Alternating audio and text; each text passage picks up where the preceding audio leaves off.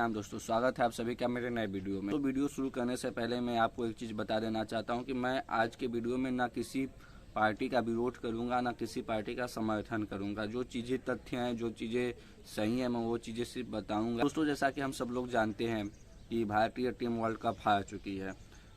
इसमें कोई नई बात नहीं है। लगभग 19 तारीख को ही हमारा लास्ट मैच था। आज 4-5 दिन हो गए इस बात को जानते हुए, और हम सब लोग जो क्रिकेट जानते हैं, जो क्रिकेट देखते हैं, वो सब लोग जानते हैं कि क्रिकेट के खेल में हार और जीत किस वजह से होती है। किसी दिन हम अच्छा खेलते हम जीत जाते हैं, किसी दिन हम अच्छा नहीं खेलते हम हार जाते हैं। भारतीय टीम का वो दिन नहीं था सिर्फ और सिर्फ हम इसलिए हारे।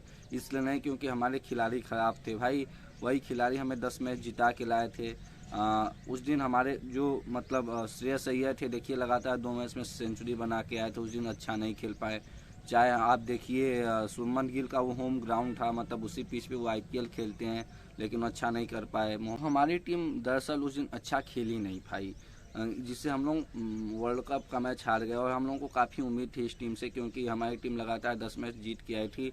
जितनी भी बाकी टीमें थी सबको हरा के आई थी। इसलिए हम लोगों को उम्मीद थी कि कहीं ना कहीं इस बार वर्ल्ड कप हमारा है। लेकिन कोई बात नहीं, अनफॉर्चुनेटली कहें, उसे अनलकीली कहें, हम हार गए। और इस चीज़ का दुख हम सबको बहुत है कि हमारे देश में वर्ल्ड कप था, हमें जीतना चाहिए था ये वर्ल्ड कप। लेकिन कोई बात नहीं, खेल में हार जीत दोनों होती है और हमें दोनों को स्वीकारना आना चाहिए। भाई जिस तरीके से हम जीत में खुशी मनाते हैं, उसी तरह से हमें हार को भी लेना चाहिए। कुछ हार ऐसी होती हैं जिन्हें ले पाना या जिन्हें पचा पाना बहुत मुश्किल होता है। लेकिन जो चीज़ें हो चुकी हैं आप उसे बदल भी तो नहीं सकते, तो कहीं ना कहीं हमें उन चीज़ों को लेना ही पड़ता है। अब भाइयों, इस मुद्दे पे भी, खेल में हार और जीत के मुद्दे पे भी कुछ नेता जो है खुल के राजनीति कर रहे हैं। जैसे हमारे राहुल गांधी जी जो हैं, उन्होंने कहा है कि भाई नरेंद्र मोदी जी ही पनौती हैं। हमारे खिलाड़ी बहुत अच्छा खेल रहे थे, नरेंद्र मोदी जी मैच देखने चले गए और हमारी जो टीम है, भारतीय टीम हार गई। भाई हमारे एक और नेता है ममता बनर्जी जी, उन्होंने ये कहा है कि हमारे ईडन गार्डन में मैच होता या मुंबई के वानखेड़े स्टेडियम में मैच होता तो हम जीत जाते। अहमदाबाद में मैच हुआ इसलिए हम हार गए। मैं पूछना चाहूँगा ममता बनर्जी जी से कि वो सिर्फ और सिर्फ इतना ही बता दें कि क्या अंतर है अहमदाबाद के नरेंद्र मोदी स्टेडियम में और मुंबई के वानखेड़े और ईडन गार्डन स्टेडियम में। इन ग्राउंडों में अंतर क्या है भाई? क्या पिच कंडीशन है? क्या अंतर है भाई? इनको किसी भी आप नेता से पूछ लें जो इस चीज़ के आरोप लगा रहे हैं कि क्या अंतर है नरेंद्र मोदी स्टेडियम में और जिस स्टेडियम का वो नाम ले रहे हैं कि इसके जगह यहाँ मैच होता तो हम जीत जाते। क्या उन दो स्टेडियम में अंतर क्या है भाई? कुछ तो अंतरावा है। आपसे कोई भी नेता आपको ये नहीं बता पाएगा कि ईडन गार्डन स्टेडियम में और अहमदाबाद के नरेंद्र मोदी स्टेडियम में अंतर क्या है।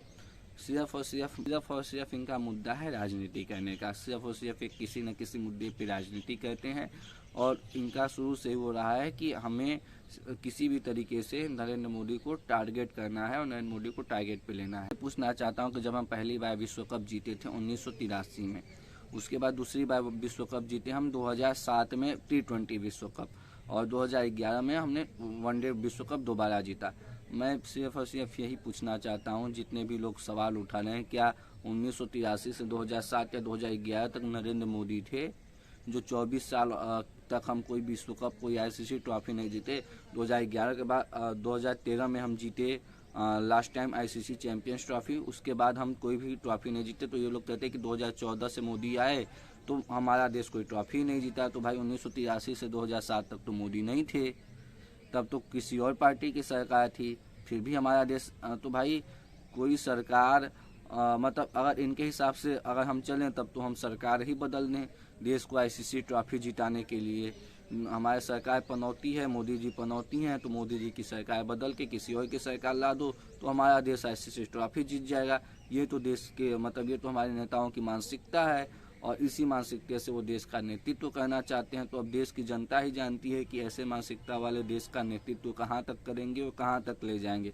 जिनकी मानसिकता ही ऐसी हो कि यानी आप बेशक राजनीति कीजिए, आपको सवाल पूछने का हक है लोकतंत्र में, लेकिन आप सवाल पूछिए ऐसे मुद्दों पे जिनका जवाब सरकार को देना पड़े।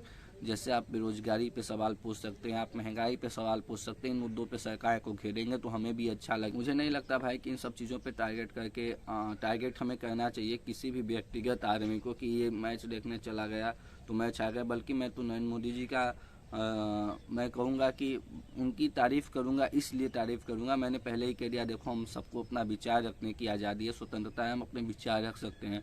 और इसके लिए चाहे आप सहमत भी हो सकते हैं, चाहे आप असहमत भी हो सकते हैं। भाई मुझे कोई उसमें आपत्ति नहीं है, आप मेरे विचार से सहमत असहमत दोनों हो सकते हैं। लेकिन मेरा ये मानना है कि भाई जिस तरीके से नरेंद्र मोदी जी गए ड्रेसिंग रूम में, जब हमारे खिलाड़ी हारे हुए थे, भाई हमें सपोर्ट की ज़रूरत तभी ज़्यादा होती है जब हम हारते हैं, जब हम फेल हो जाते हैं। क्योंकि जब हम जीतते हैं ना तो दुनिया हमारी पीठ थपथपाती है, लेकिन जब हम हारते हैं तो दुनिया हमारी तरफ उंगली उठाती है।